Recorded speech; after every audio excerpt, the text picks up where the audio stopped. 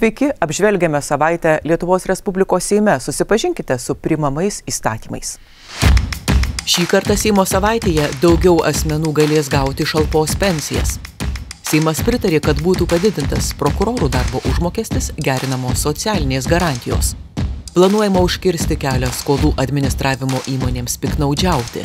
Pardavėjai ir paslaugų teikėjai pirmiausia patys turės pasistengti išieškoti skolas iš vartotojų. Seimas grįžta prie siūlymo atsisakyti 1 ir 2 euro centų monetų, kai atsiskaitoma grynaisiais. Seimo nariai siūlo 5 metus Lietuvoje pragyvenusiems užsieniečiams leisti pratęsti leidimą laikinai gyventi Lietuvoje tik tuomet, jeigu jie pateiks lietuvių kalbos mokėjimą patvirtinančius dokumentus. Tiesa, valstybė pasirūpins sąlygomis mokytis lietuvių kalbos. Nuo kovo 1 Lietuvos istorinė vėliava jau plevėsuos pasienio kontrolės punktuose. Kiekvienai nusikaltimą patyrusiai aukai 2024 metais valstybė skirs 165 eurų pagalbą. Nacionalinėme žmogaus teisų forume ir Seimo žmogaus teisų komiteto inicijuota diskusija apie didėjantį pagalbos nusikaltimų aukoms poreikį. Seimas sutarė svarstyti siūlymą aiškiau ir skaidriau tvarkyti vartotojo skolos administravimo perleidimą trečiajam asmeniui. Pasak įstatymo pataisų iniciatorių, pasitaiko tokių atvejų, kai skolų administravimo įmonės piktnaudžiauja, pateikia niekuo nepagrįstus skolos išieškojimo įkainius, kurie neretai kelis kartus viršija pačią skolą. Grąžinti skolas iki naujųjų metų ne visiems gyventojams tai pavyks neretai ir dėl to, kad skolos nepagrįstai išaugusios. Seime svarstomų projektų siekiama įpareigoti pardavėjus ir paslaugų tiekėjus pirmiausia patiems dėti pastangas išieškoti skolas iš vartotojų ir nustatyti, kad tik nepavykus, tai yra negavus skolos apmokėjimo po 2 kreipimusi ir kai nuo 1 kreipimosi yra praėję ne mažiau kaip 60 dienų, o nuo 2 ne mažiau kaip 30 dienų, jie galėtų perduoti skolos administravimą trečiajam asmeniui. Aš matau, kad yra praktikoje piktnaudžiavimo atveju, kuomet pradėlisima, kad ir porą dienų sumokėti, kad ir nežymę skolą, tarkime 5 ar 10 eurų, ir iš paskos ateina kitos skolos išieškojimo bendrovės niekuo nepagrįstas dydis sumos, pavyzdžiui, 30 eurų, kelis kartus ar net 10 kartų didesnė suma ir reikalavimą apmokėti. Ir ypač senyvo amžiaus žmonės, vengdami ginčų ir nesusipratimų, tiesiog pasiryžta sumokėti ir šią nieko nepagrįstą sumą. Taigi, įstatymo būtų principas toks, kad pirmiausia pati kreditorius pats bandytų išieškoti skolą. Vartotojų teisių apsaugos įstatymo projektu taip pat siūloma nustatyti, kad vartotojas būtų tinkamai informuojamas apie jo skolos administravimo perleidimą trečiajam asmeniui, nurodant, kas yra tas trečiasis asmuo, kokie vartotojo asmens duomenys bus jam perduoti. Seimas svarsto atsisakyti 1 ir 2 euro centų monetų, kai atsiskaitoma grynaisiais pinigais. Priėmus įstatymą būtų leista apvalinti pirkinių krepšelio mokėtiną sumą. 2025 m. gegužės 1 dieną visi kasos aparatai jau būtų pritaikyti naujiems išmaniesiems reikalavimams. Pakeitimų iniciatoriai tikina, kai nebus poreikio atiduoti grąžą 1 ir 2 euro centų monetomis, jų nebereikės skaldinti ir leisti į apyvartą, valstybė sutaupys milijonus eurų. Anksčiau teiktas kaip euro įvedimo įstatymo papildymo projektas, dabar jau atskiras atsiskaitimų grynaisiais pinigais apvalinimo įstatymo projektas. Jeigu būtų priimtas, kasmet leistų sutaupyti apie 3 700 000 eurų. Toks reguliavimas jau egzistuoja bent 6 eurozonos valstybėse. Matosi, kad tai yra pasiteisinusi priemonė, padedanti išgyvendinti to 1 cento, 2 centų monetos praktikoje. To negalime padaryti fiziškai, kadangi tai yra bendra ES ir eurozonos valiuta. Tai turi priimti visos valstybės, jeigu norėtų atsisakyti 1 ir 2 centų.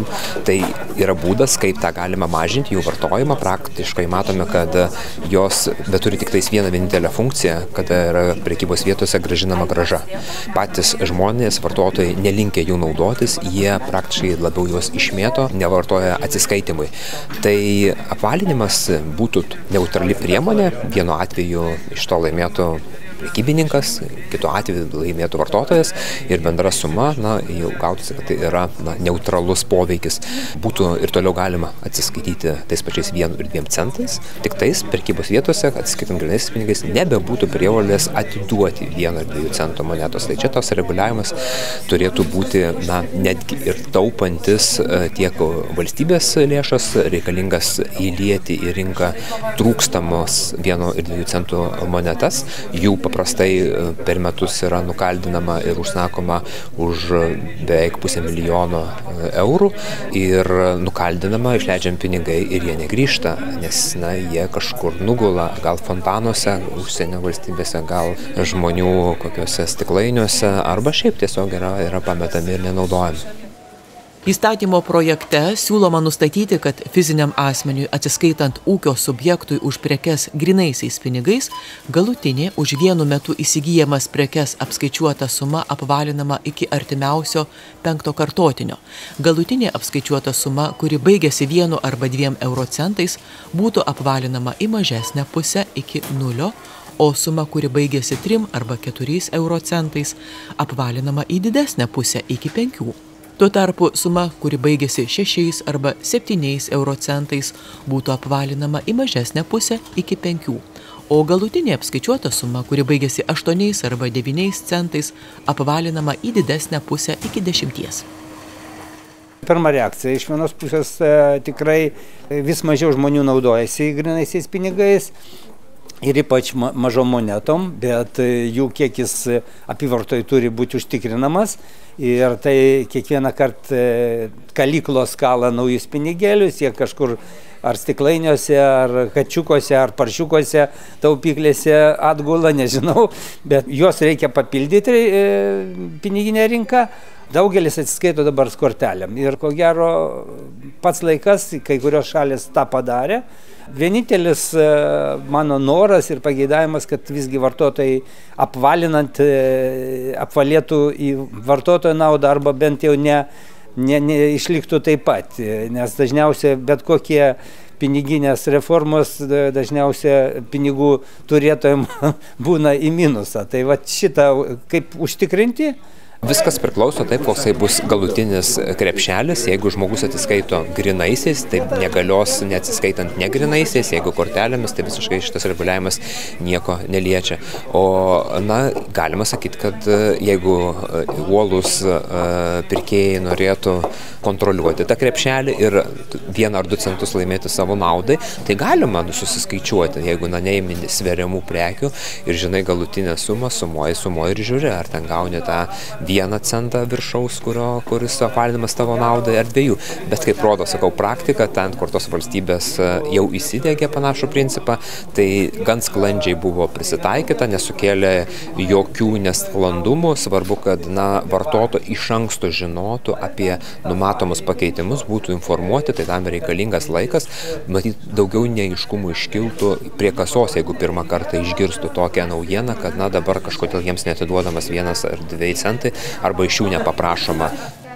Informuoti gyventojus apie apvalinimą bus siekiama per šiuos 1,5 metų, kol įstatymas įsigalios iki 2025 gegužės 1. Seimas planuoja išplėsti šalpos pensijų gavėjų ratą, išmokos būtų mokamos ir dirbantiems asmenims, taip pat 24 metų ir vyresniems neįgaliesiems. Taip siekiama panaikinti diskriminacinės šalpos pensijų skyrimo ir mokėjimo sąlygas, nustatyti teisingesnę diferenciaciją. Pagal dabar galiojančią tvarką, asmenys, kuriems nustatytas 45–55% darbingumo lygis, po 24 metų sukakties neturi teisės gauti šalpos pensijos. Todėl dabar jau Seimui pakeitus įstatymą, jiems nustatyta teisė į šalpos negalios pensiją. Įstatymo projektų iniciatoriai galiojančiame įstatyme rado nemažai atskiras asmenų grupės diskriminuojančių nuostatų, nustatant pensijų skyrimo ir mokėjimo sąlygas, pensijų dydį ir tuo pagrindu siūlo projektą jas likviduoti. Trečia priežastis. Projekto autoriai siūlo praplėsti pensijų gavėjų ratą, pagerinti šalpos pensijų mokėjimų sąlygas. Taip pat bus nustatyta teisė didesnio dydžio šalpos pensijas gauti ne tik motinoms, bet ir tėvams, kas yra taip pat labai gerai. Taip pat bus sudaryta galimybė gauti šalpos išmokas ne už 6, bet už 12 mėnesių. Tačiau ko nebuvo padaryta ir kas yra šio įstatymo esmė, tai yra sunkiausia negalią turintys asmenys, tai yra patys pažeidžiamiausi visuomenės nariai. Dalis jų vis dar paliekama gyventi, o tiksliau būtų pasakyti egzistuoti absoliučiame skurde, nes dydžiai siūlomi jų šalpos neįgalumo pensijoms nesiekia net absoliutaus skurdo ribos, kas yra 354 eurai šiai dienai. Dėl pasikeitusių koeficientų šalpos pensijos didės asmenims, neįgaliais pripažintiems iki 24 metų, netekusiems 45–60% dalyvumo nuo 25 iki 74 eurų, asmenims neįgaliais pripažintiems po 24 metų, netekusiems 60% ir daugiau dalyvumo nuo 15 iki 90 eurų. 60% ir daugiau dalyvumo netekusiems tėvams, įtėviams, globėjams ar rūpintojams, kurie nemažiau kaip 15 metų slaugė namuose neįgalius asmenis, bei motinoms išauginusioms 5 ar daugiau vaikų nuo 49 iki 110 eurų. Šie pokyčiai įsigalios nuo 2024 metų Liepos 1 dienos. Seimas pritarė prokurorų darbo užmokesčio didinimui. Taip siekiama mažinti ženklų teisėjų ir prokurorų darbo užmokesčių dydžių atotrūkį, pagerinti prokurorų socialinės garantijas. Nustatyta, kad nuo sausio 1 dienos prokurorų pareiginė alga bus padidinta tiek, kad ji sudarys ne mažiau kaip 75% atitinkamos grandies teisėjo pareiginės algos, o nuo 2025 metų sausio 1 ne mažiau kaip 90% atitinkamos grandies teisėjo pareiginės algos. Priimtomis pataisomis taip pat naujai reglamentuotas apmokėjimas už prokurorų darbą ir budėjimą poilsio ir švenčių dienomis, pavadavimą, nakties ir viršvalandinį darbą. Seimas svarsto įstatymo pataisas, pagal kurias būtų nustatyti lietuvių kalbos mokėjimo reikalavimai užsieniečiams, kurie norės pratęsti laikiną leidimą gyventi Lietuvoje. Taip pat siūloma riboti laikinų leidimų gyventi Lietuvoje išdavimo skaičių lietuvių kilmės asmenims arba užsieniečiams, turintiems teisę atkurti Lietuvos pilietybę. Užsieniečių teisinės padėties įstatymo pakeitimai numato, kad 5 metus Lietuvoje pragyvenusiam užsieniečiui ir norinčiam pratęsti leidimą laikinai gyventi Lietuvoje toks dokumentas būtų išduodamas tik jeigu asmuo pateiktų valstybinės kalbos mokėjimą patvirtinančius dokumentus. Siekiame labai svarbus dalykas, kad nesiformuotų, ką mes matom labai ir mūsų valstybėse sąjungininkėse, diasporos, uždaros diasporos, kurios tiesiog nesiintegruoja į valstybės politinį, kultūrinį gyvenimą. Taigi valstybinės kalbos mokėjimas yra viena iš integracijos priemonių, todėl siūlau ją sustiprinti. Iniciatorių teigimu migracijos ekspertai pripažįsta, kad užsieniečiai linkę nuolat vis prasitęsti leidimus laikinai gyventi, kad išvengtų valstybinės kalbos egzamino, konstitucijos pagrindų patikrinimo, kurie privalomi kreipiantis dėl leidimo nuolat gyventi. Tai kelia riziką formuotis užsieniečių diasporoms. Koks mano yra pasiūlymas, vienas iš tų kelių pasiūlymų, tai yra po 5 metų, kai tu gyveni laikiną leidimo, sakykime, teisinio reguliavimo srity, ir neini į nuolatinio gyventojo statusą, nori prasitęsti laikiną leidimą, tu turi išlaikyti lietuvių kalbos egzaminą, kurio lygį nustatytų vyriausybė. Ir be abejo, vyriausybė lygiai taip pat užtikrintų ir tiek ir kursus lietuvių kalbos, tiek ir turbūt labai taip tikslingai numatytų, kokioj srity dirbantis asmuo turėtų vieną ar kitą lietuvių valstybinės kalbos lygį pasiekti. 5 metai atrodo toks nemažas laikotarpis, kad išmoktų kalbą. Be abejo, atrodo taip. Bet vis dėlto skundžiasi ir tie patys baltarusiai, kad sudėtinga rasti ir tų mokytojų. Ir tie kursai gana yra brangus. Tai jeigu mes kažkokią tai užduotį keliam ir tiem užsieniečiams, tai mes turėtumėm suteikti ir galimybės ir sąlygas. Jeigu, žinot, valstybė save negerbė, tai ir atvykėliai jos negerbs, nes jeigu jie sako, ką mums mokintis tą lietuvių kalbą, mes čia rusiškai susišnekėsim, tai niekada niekas tos kalbos ir neišmoks ir mūsų valstybėje Lietuvos laikais sustiprės ypatingai kažkokios kitos įtakos. Taip pat siūloma sugriežtinti darbdavio atsakomybę įdarbinant užsieniečius. Pataisomis norime nustatyti, kad darbo pagrindu išduotas leidimas laikinai gyventi panaikinamas arba atsisakoma išduoti naują, jeigu pas darbdavį ilgiau negu 90 dienų per pastarųjų 180 dienų laikotarpį buvo nustatytas nedraudžiamasis laikotarpis nors vienam įdarbintam užsieniečiui. Be to, siūloma nustatyti, kad į Lietuvą atvykęs užsienietis pakeisti darbdavį galėtų ne anksčiau kaip po 6 mėnesių nuo leidimo laikinai gyventi gavimo dienos. Užsieniečiai, kurie gauna, pavyzdžiui, darbo pagrindų laikiną leidimą gyventi Lietuvoje, dirba to įmonėje labai trumpai, iš jos išeina ir taip kūrė antrinę migraciją. Pavyzdžiui, važiuoja dirbti į Vakarų Europą. Tokiu būdu mes iš principo neatliepiam savo darbo rinkos poreikio, nes aš suprantu įmonės, kuriems reikia darbo jėgos, sakykim taip, ir jos nori, kad jinai būtų čionais. O įmonės, kurios to užsiima įdarbinimu, laikino įdarbinimo įmonės, jos pasikviečia, jie išeina staigiai iš jų, palieka darbą ir, pavyzdžiui, juda kur nors kitur.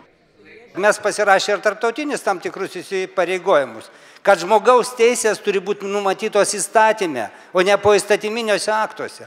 Kaip tai paveiks ekonominę mūsų verslo padėtį, nes kaip žinia darbuotojų trūksta. Aš matau statistiką, aš matau dinamiką, aš matau tendencijas ir rizikas. Ką aš matau, tai matau užsieniečių skaičiaus Lietuvoje augimą. Tai yra iššūkis, kuriam mes turim pasiruošti. Jeigu jis dabar dar toksai, žinot, pasižiūri, padedi lapą atgal ir po metų vėl pasižiūri, 50 000 dar užaugom, ar ne, tai galima ir taip elgtis. Bet aš siūlau sukalt koliukus dabar, kad būtų galima tos procesus kontroliuoti. Ekonominių skaičiavimą aš nemanau, kad čia yra iš esmės kaip nors keistų mūsų BVP augimą šitos pataisos. Seimo nariai taip pat siūlo laikiną leidimą gyventi Lietuvoje išduoti tik vieną kartą lietuvių kilmės asmenims arba užsieniečiams turintiems teisę atkurti Lietuvos pilietybę. Tokie asmenys Lietuvoje pragyvenę 5 metus turėtų pramokti lietuvių kalbos, išlaikyti konstitucijos pagrindų egzaminą ir galėtų gauti nuolatinį leidimą gyventi šalyje. Nuo kitų metų kovo 1-osios Lietuvos istorinė vėliava jau plevėsuos pasienio kontrolės punktuose, ją matysime Vilniaus oro uoste. Numatytos išimtys, kada nebus privaloma kelti Lietuvos valstybės vėliavos valstybės švenčių dienomis prie gyvenamųjų namų. Dabar plačiau apie valstybės vėliavos ir kitų vėliavų įstatymo pakeitimus. Lietuvos istorinė vėliava yra viena seniausių Europoje. Pasak pataisų iniciatorių, užsienio svečiams reikia rodyti mūsų valstybingumo ženklus, juo labiau, kad Lietuvos valstybingumas siekia beveik 1000 metų. Tenka ir man, ir kaip Baltijos asamblėjos viceprezidentui lankytis ir pas latvius, estus, su ekonomikos komitetu važiuojam dažnai į Lenkiją ir matome, iš ties, kai tu kerti sieną, išvažiuoji svečius, iš karto pajunti, kad tu kitoje teritorijoje. Ne vien tik tai riboženklis Respublikos pasako, kad tu vienoje ir kitoje teritorijoje. Dažniausiai savo tapatybės simbolius, valstybės simbolius, kiekviena valstybė stengiasi kuo labiau išreklamuoti, puoselėti ir identifikuotis. Tai mano siūlymas toks ir buvo, mes turime gražią tradiciją Lietuvos geležinkelį, jau prie geležinkelio stočių kelia ne tik tai trispalvę, bet ir vyčio vėliavą. Manome, kad ir pasienio punktuose, ir oro uostuose tas taip pat turėtų būti, nes prie oro uostų mes, pavyzdžiui, nematome nei mūsų vėliavų, matome tik tai, sakykime, nuo pakilimo tako, tik tai, kad atvykom į vieną ir kitą miestą, todėl toks ir pasiūlymas buvo. Lietuvos valstybės vėliava bus iškeliama atviruose tarptautiniai laivybai jūrų ir upių, vidaus vandenų uostuose, geležinkelio stotyse ar prie automobilių kelių įsteigtose vietose, kuriuose patikrinimą atlieka Valstybės sienos apsaugos tarnyba, muitinė ir kitos įgaliotos valstybės institucijos. Pagal įstatymo pakeitimus istorinė vėliava Liepos 6 bus keliama prie, virš ar ant visų valstybės ir savivaldybių institucijų ir įstaigų pastatų. Nuspręsta neįpareigoti kelti Lietuvos valstybės vėliavos valstybės švenčių dienomis prie gyvenamųjų namų, kuriuose nėra nuolat gyvenama. Aš manau, kad irgi normalus siūlymas, nes iš tikrųjų, jeigu namai vaiduokliai ir ant jų privalėtų plevėsuoti vėliavos, tai nekeltų labai teigiamų emocijų. Nacionalinėje Martyno Mažvydo bibliotekoje vykęs 6. nacionalinis žmogaus teisių forumas, kurio vienas iš organizatorių yra Lietuvos Respublikos Seimas, atkreipė dėmesį į tokius klausimus kaip diskriminacija darbo rinkoje, lyčių nelygybė ir atskirtis dėl tautybės, tikėjimo ar negalios. Dalyviai diskutavo ir dėl pagalbos nusikaltimų aukoms, aiškinosi, kokiu mastu teisės aktuose įtvirtinti pagalbos standartai yra užtikrinami praktikoje. Žmogaus teisių forumas po vienu stogu suvienyje akademinę, valstybinio ir nevyriausybinio sektoriaus bei tarptautinę bendruomenės. Seimo pirmininkė Viktorija Čmilytė Nilsen pabrėžia, šių metų forumo dėmesio centre temos susijusios su tautinėmis bendrijomis, tačiau nuošalyje nelieka ir kitos svarbios žmogaus teisių sritys. Teisė į privatumą, lyčių lygybė, visų šeimų teisė į valstybės pagarbą, moterų teisė, smurtas artimoje aplinkoje. Žengiant į labai rinkiminius 24 metus, labai norisi tikėti, kad žmogaus teisių laukas, kuris neabejotinai bus viena iš kelių svarbiausių temų rinkiminėje kampanijoje, kad politikai apie jį kalbės ir išmintingai, ir kad tai taps ne grėsme, o galimybė pasiekti naujų pergalių. To labai norisi palinkėti. Ypač vertinant, kad nauji iššūkiai tiek moterų teisėm, tiek mažumų teisėm, tiek žodžio laisvė kyla visame pasaulyje. Ir būtent dabar jūsų žmogaus teisų srities ekspertų, akademinės bendruomenės atstovų pastangos, budrumas, tvirtybė, saugant tai, kas jau yra pasiekta ir siekiant to, kad Lietuvos visuomenėje kitoniškumas būtų vertinamas ne su baime, o su pagarba, kaip mūsų visų bendra stiprybė, kad šis požiūris įsitvirtintų.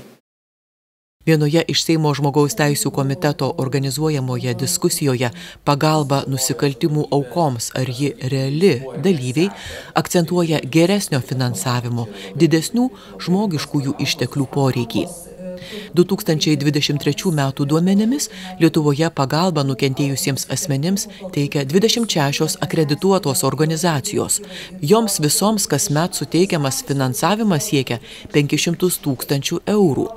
Vienai aukai kitais metais valstybė skirs 165 eurų pagalbą. Tai esą yra nepakankama, nes aukoms reikalingos pagalbos spektras yra itin platus. Vienai aukai reikia tik psichologo konsultacijos, kitai apgyvendinimo paslaugų.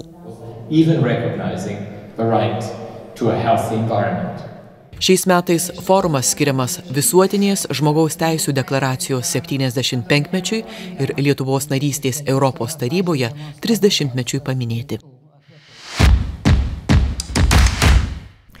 Tiek šį kartą sakoma, kad gilus supratimas ir pripažinimas, kad kiti žmonės taip pat kaip mes patys nori laimės ir turi teisę įveikti kančią, yra tikroji atjauta, tas ypatingas rūpestis kitais, nepaisant asmeninės gerovės. Šią mintimį atsisveikiname iki kitos savaitės, linkime ramaus švenčių laukimo.